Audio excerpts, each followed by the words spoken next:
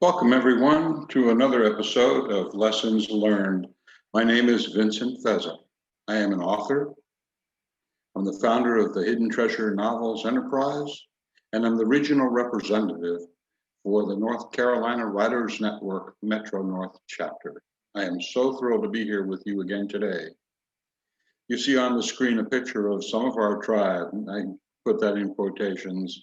These are folks who have written and been published and are a part of the Hidden Treasure Novels Enterprise. Their stories can be found at hiddentreasurenovels.com. Their books are featured in the bookstore at that website, and they're available through the typical outlets, through Amazon, of course, and Barnes & Noble, and all the other outlets that you can imagine. Well, it's exciting to be here today. In a previous Lessons Learned episode, I was asked to talk about when and why and how to use a pseudonym. How do you pick a pseudonym? What's behind it? Is there any thought to it? Do you just randomly pick a name out of the air? And the answer, in my case, is absolutely not. So I would share with you that when you're picking a pseudonym, be deliberate. I chose a pseudonym for some of my books, some of my works, my first work, as a matter of fact, and that pseudonym was Jackson Badge No One. Well, that's kind of an odd name, isn't it?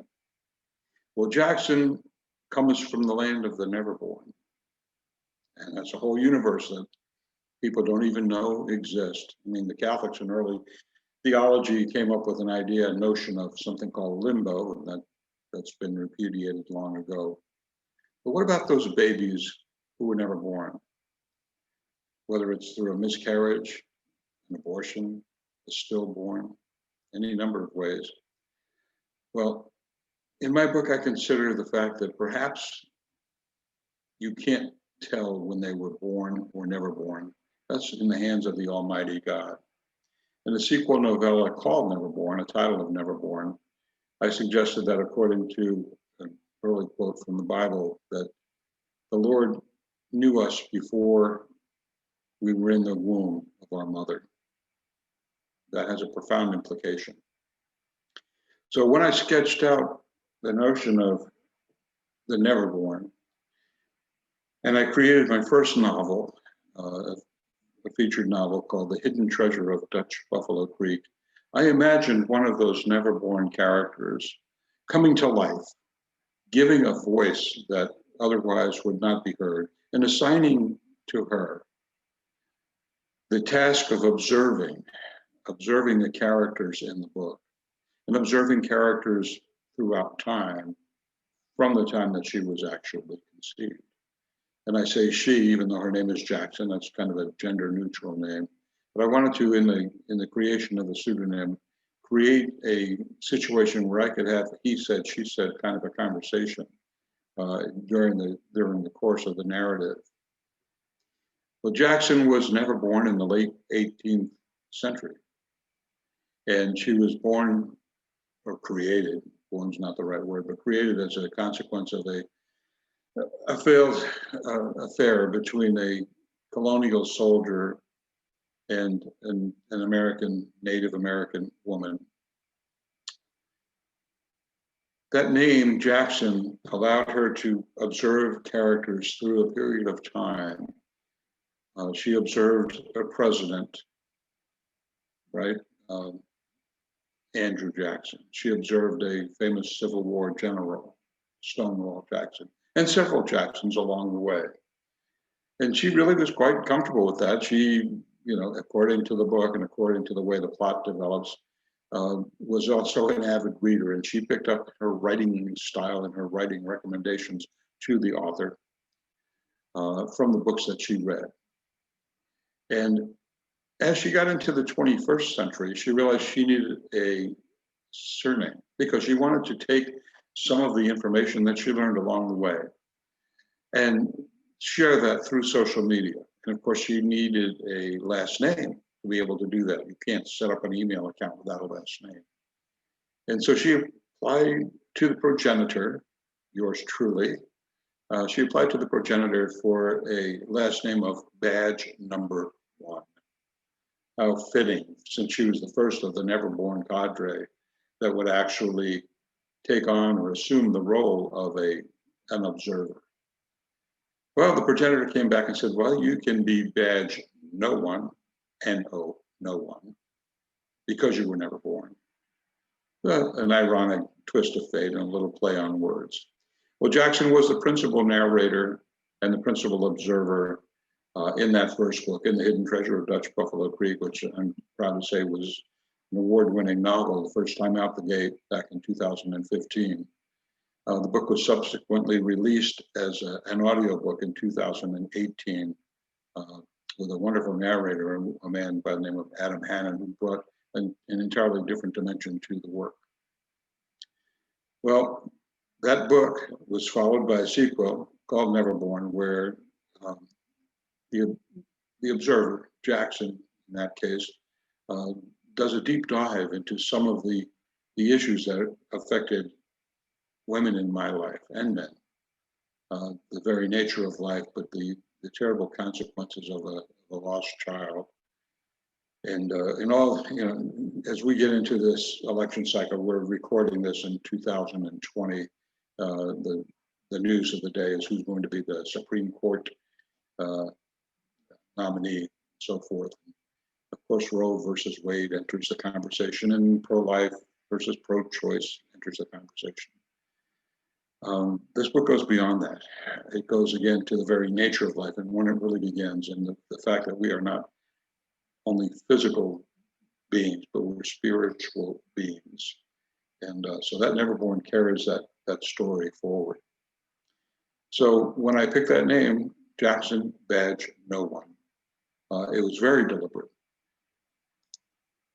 It brings me to the next point and the next lesson, that you may want to reveal your identity through a special edition.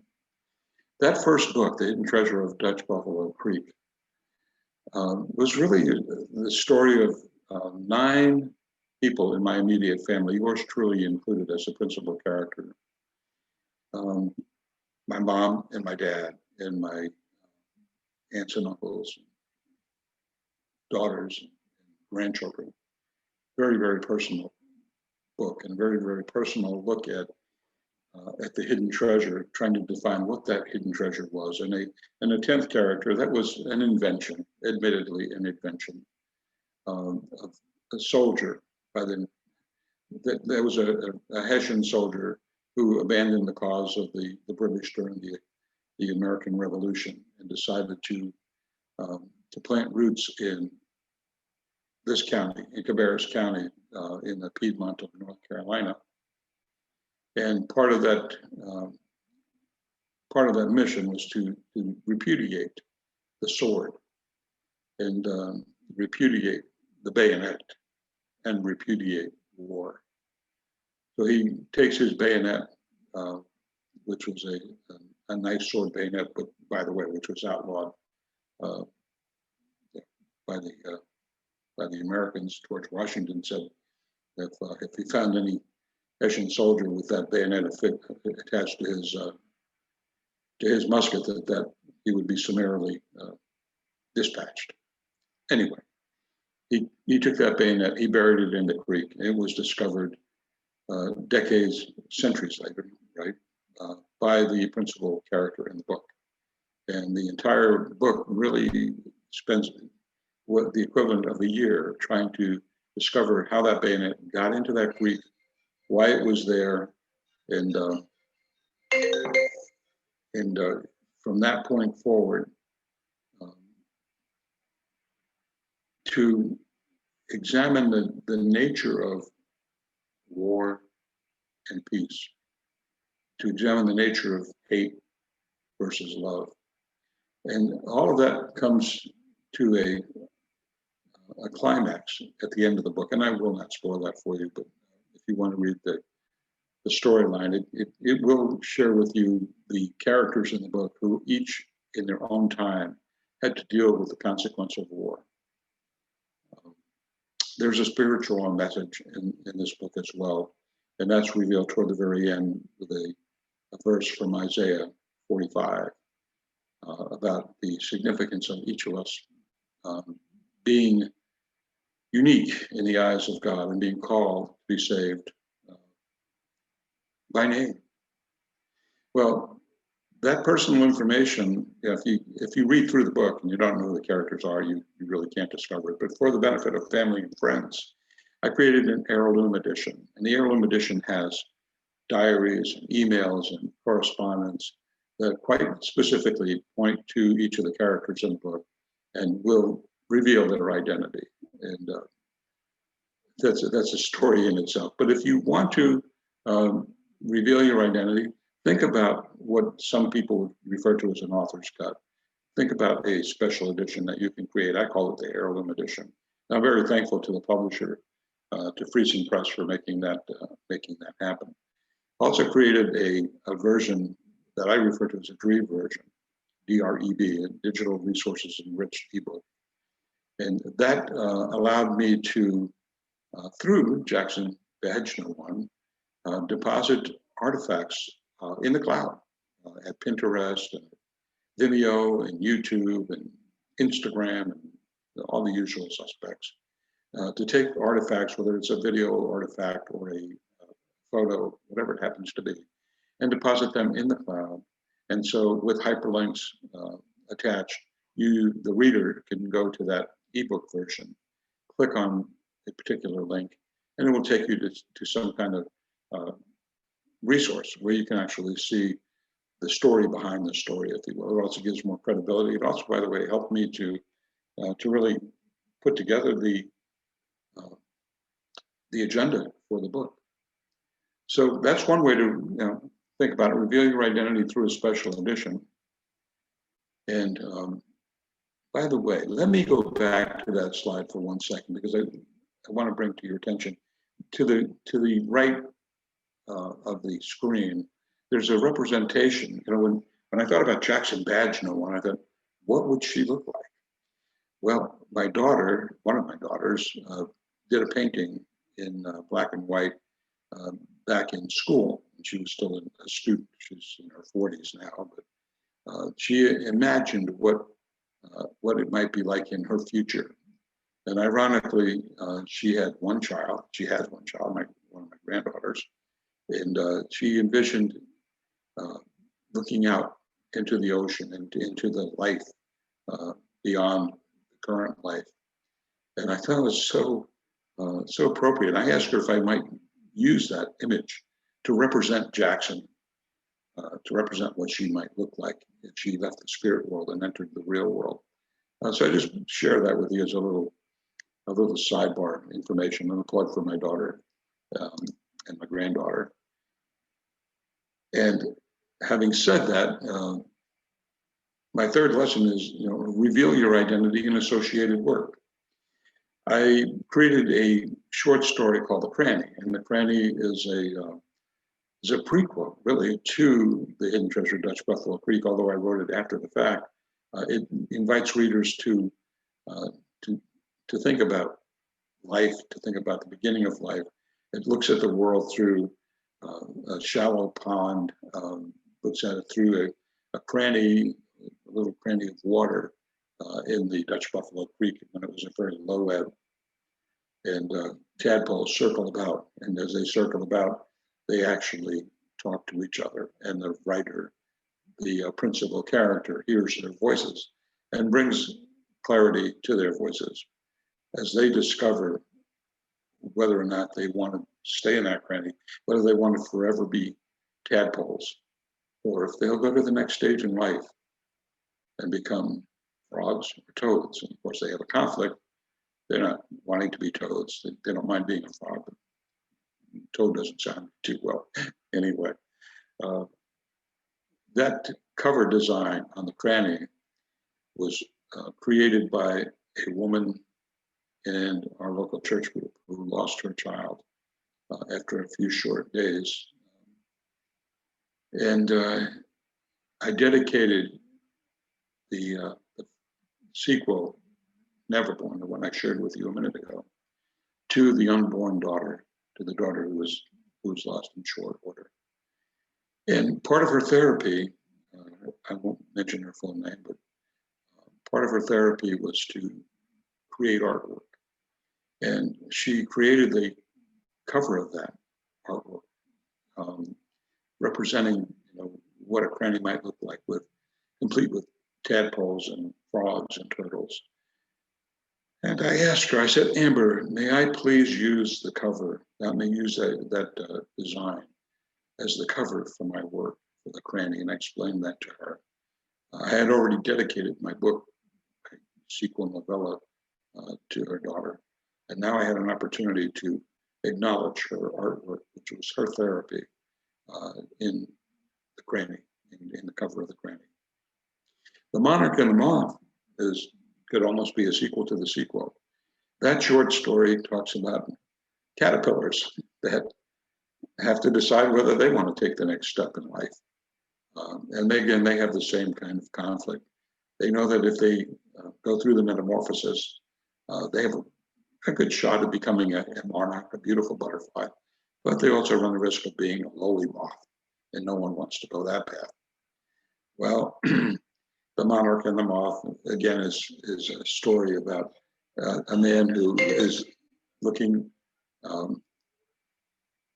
into a different world and trying to explain that to his grandchildren.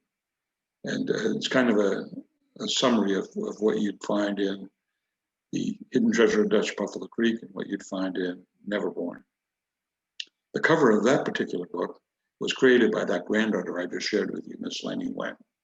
And she read the first 3 paragraphs of the book. And I asked her, I said, Lenny, can you please create a cover? She was in, I believe, 4th grade at the time. Can you create a cover that might capture those first 3 paragraphs? And she absolutely nailed it. And I'll let you read the book to discover how she nailed it. So as we move on to the 4th lesson, it's to remind you writers, and I assume most of you watching this particular episode are in fact writers, published or soon to be published.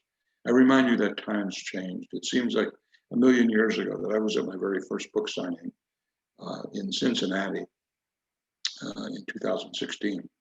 And when we could get together without a mask, without social distancing, well, those days have pretty much gone away, at least for now, until we find a cure to this terrible COVID pandemic that we're dealing with. But we have to find new ways to communicate, new ways to get the word out about our work. And this is one of those ways. I encourage you, if you're a writer, to think about doing an interview with the Lessons Learned channel and share your experience, share your work, whether you're published or about to be published. Come to hiddentreasurenovels.com. There's a section at the very end that says connect. If you click on that connect button, it'll give you an opportunity to connect with us and share your story. So I encourage you, again, share your lessons, contact us at hiddentreasurenovels.com. I can't share with you often enough as I have during these lessons learned, and as fellow authors in our tribe have shared with you, please share your message, share it with the world, because you alone can do that. You alone have your story to tell, and you alone can tell it the way you can tell it. I appreciate you taking the time to be with us today. Have a wonderful week. Be blessed, and we look forward to seeing you on the next Lesson Learned session. Thank you. Have a great day.